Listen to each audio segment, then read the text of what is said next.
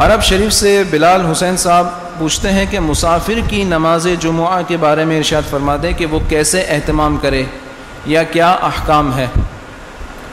देखिए, मुसाफिर के ऊपर जुमुआ फ़र्ज़ नहीं है।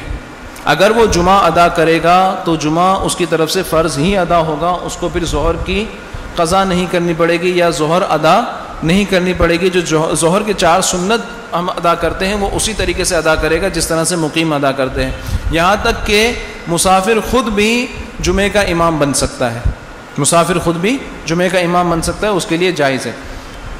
लेकिन अगर जुमा कहीं उसको दस्तयाब ही ना हो, मिसाल के तौर पर कोई ऐसी सूरत है कि वहाँ पर गैरों की मस्जिद हो या जो इमाम मौजूद हो वो फ़िस्क़ एतक़ादी या फ़िस्क़ अमली की वजह से इस दर्जे पर हो कि उनकी इक़्तिदा ना की जा सकती हो, तो ऐसी सूरत के अंदर अगर मुमकिन हो तो अपना जुमा मुनक़िद कर ले। इसलिए कि जुमा इनेकाद करने के लिए, जुमा मुनक़िद करने के लिए मस्जिद शर्त नहीं है।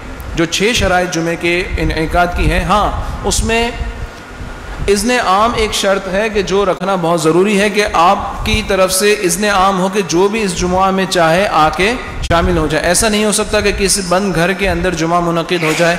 अगर ऐसी सूरत है कि आपको ये सहूलत मुयस्सर नहीं है तो उस सूरत में आप सिर्फ़ नमाज ज़ोहर बिला जमात अदा करेंगे, इसलिए कि मुसाफिर हैं, आपके ऊपर जुमा वैसे भी फ़र्ज़ नहीं है। वल्लाहु ताला आलम।